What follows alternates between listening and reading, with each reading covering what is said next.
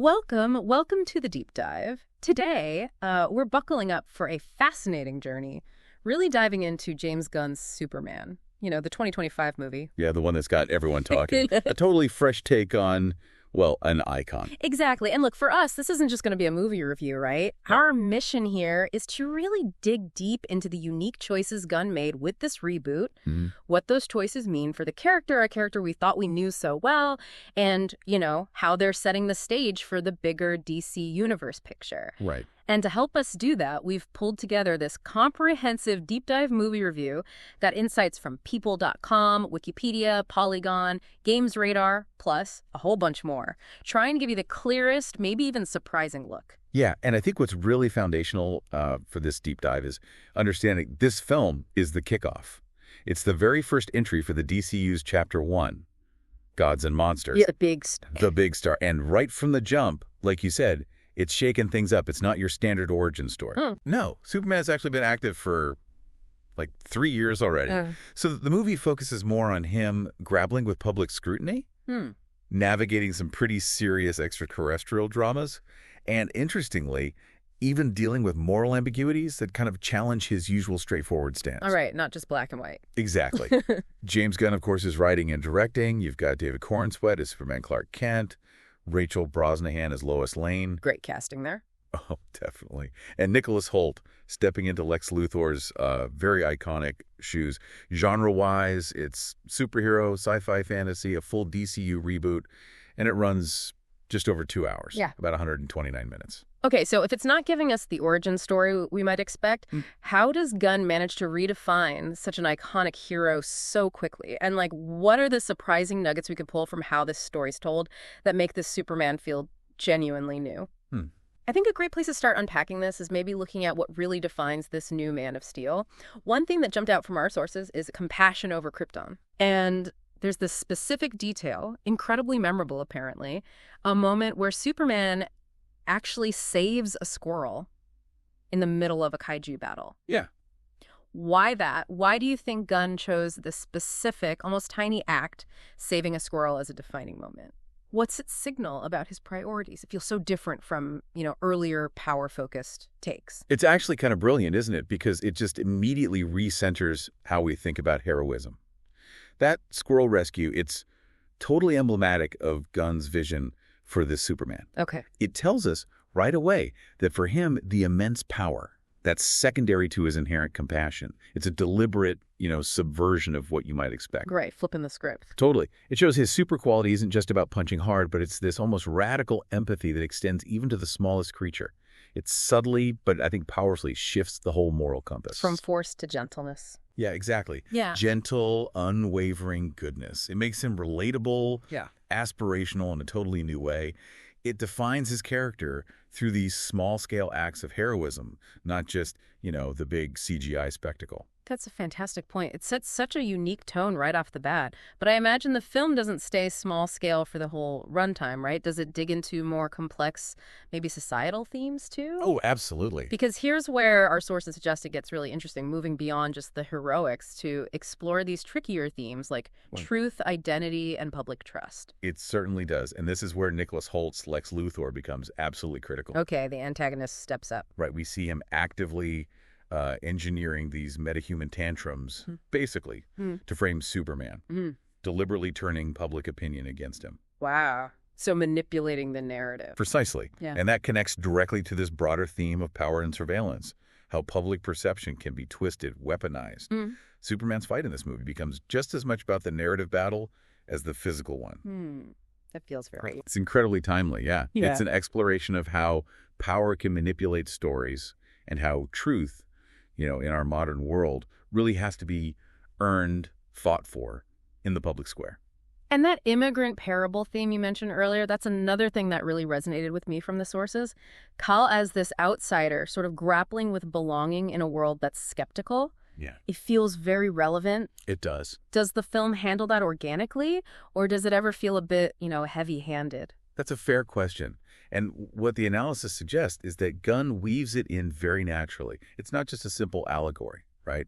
It's deeply woven into Kal-El's personal struggle, his assimilation, his cultural identity. So it's part of his character journey. Exactly. Yeah. His alien origins become this lens to explore pretty universal themes of belonging. And ultimately, I think it deepens his relatability, makes his journey feel profoundly human, despite the cape. Okay, so we've got these powerful themes Gunn is putting front and center, but themes really come alive through the characters, don't they? How do David Corenswet's Superman, Rachel Brosnahan's Lois, and Nicholas Hoult's Lex actually embody these ideas? How do they bring them to life in their performances? Well, Corenswet's Superman Clark Kent is often described as the gentle martyr. He seems to balance that alien power with a very human longing, this emotional warmth, and a really crystal clear moral compass. He's an instinctual protector. Driven by compassion, like the squirrel moment. Exactly. His core is about preserving life and goodness. Then you have Rachel Brosnahan's Lois Lane, who's framed as the truth seeker. Okay. She apparently just exudes intelligence, empathy, fierce determination. She acts as Superman's moral anchor, but also his emotional mirror in a way. Grounding him, reflecting him. And for Lex Luthor, Nicholas Hoult delivers the intellectual nemesis. It's this mix of deep envy, ruthless ambition, and this chilling, charismatic menace. And the bald head, of course. And the sources note, yeah, his bald head is as iconic a part of this portrayal as his sharp intellect. So these specific archetypes, they aren't just labels, they actively reinforce the film's big ideas about truth, compassion, and the manipulation of power. Speaking of iconic, the film apparently also brings in other key visuals and supporting characters that broaden the world quite a bit. We can't forget Crypto the Superdog. No, definitely not. That seems like a fantastic, a comedic, loving companion, right? Echoing the classic comics, providing some emotional grounding, maybe. Absolutely. Amidst all the high stakes, Crypto provides that heart, that connection. And then there's the intriguing inclusion of a superhero ensemble, sometimes called the Justice Gang. Right. Hawk Girl, Metamorpho, Guy Gardner. Yeah, characters like that. And what's fascinating isn't just who they are, or even Guy Gardner's distinct personality, but what their presence signifies right away. What's that? It underlines Gunn's core belief, it seems, that superheroes are community, not solo myths. It's a deliberate step away from the isolated, maybe burdened hero trope. Interesting. So teamwork from the get-go. Suggesting strength comes from collective effort, shared purpose, right at the start of this new DCU. And for the longtime fans, there's apparently a nice musical nod, too. The John Williams theme echoes. Yes, that's mentioned quite a bit. Gunn incorporates these subtle musical callbacks to the beloved 1978 score. It acts as this lovely connective tissue to past portrayals. A nice touch of nostalgia. It helps ground the film while still establishing its own new direction. And Gunn's overall tone, his narrative approach, it seems largely drawn from the All-Star Superman comic run from 2005-08. Which is known for being more optimistic. Exactly. Very optimistic, very humanistic take on the character. And you can really contrast that directly with, say, 2013's Man of Steel. Oh, yeah. Very different vibe. Totally different. Man of Steel went for that darker, larger-scale drama. So it really highlights Gunn's stylistic shift here. If you're interested in exploring that blend of humor, heart, and ensemble stuff, Gunn does. Guardians of the Galaxy comes to mind? Precisely. Guardians offers a great parallel to the kind of tone they seem to be aiming for with this new Superman. Okay, so wrapping some of this together, what does this all mean for the myth of the hero updated? What's this film ultimately saying about Superman for today's audience? Well, the sources suggest he's not really portrayed as this flawless, godlike savior, but more like, well, a screw-up with heart.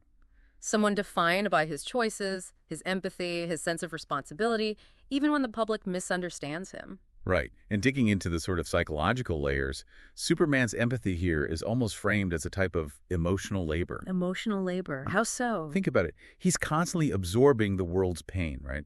The public scrutiny, the chaos. And yet he's consciously doing the immense mental and emotional work of withholding his destructive power. Holding back. Holding back constantly. It's not just physical strength. It's the massive effort required to be endlessly compassionate and restrained. It's labor. That's a fascinating way to put it. And Luthor's intellect, on the flip side, drives his deep need to control reality, to define it himself. He's portrayed as this scientific genius turned nihilist antagonist who genuinely believes he knows better than, well, everyone. Believes he should be in charge. Pretty much. And Lois Lane, her moral clarity doesn't just anchor Superman. It actively grounds his whole myth in human truth. Makes him relatable, keeps him connected, despite the alien powers. It's a really interesting triangulation of these core archetypes, all serving the film's deeper themes. So how did this ambitious new take actually land? With critics, with audiences, did it resonate at the box office? It seems it did, mostly. Pretty strong critical reception. Rotten Tomatoes score around 83% from critics, and a really high 93% from audiences. Wow, audiences really liked it. Yeah, the consensus seems to be something like, Superman flies high as a man of tomorrow, grounded in the here and now. Financially, had a solid opening weekend, about $122 million domestic, $217 million global.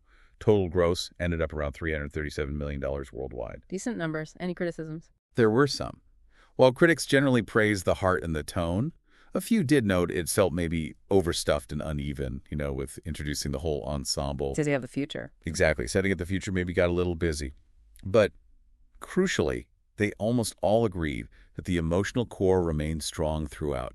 That seems to be its real saving grace. Okay, so to kind of summarize our deep dive here, Superman 2025 sounds like it emerges as a genuinely feel-good superhero film, but one with real emotional depth and some surprisingly philosophical layers, too. It seems to effectively redefine the Man of Steel, maybe as an everyday moral touchstone for what can feel like a pretty cynical age, really emphasizing that the film's power lies not just in spectacle, but deeply in those small acts of kindness. I think that's right. And while the narrative might, stretch a bit thin sometimes with all the characters and the future setups, that vital emotional center stays moving and ultimately really hopeful. And that feels like its true strength. So, as you think about this new take, here's something to maybe mull over. What does this specific blend, the grand superhero spectacle, mixed with this profound emphasis on small acts of kindness? What does that say about the kind of heroes maybe we need or want in our world today? How does a hero defined primarily by compassion rather than just raw power resonate differently with you? Something to consider. Thanks for joining us for this deep dive.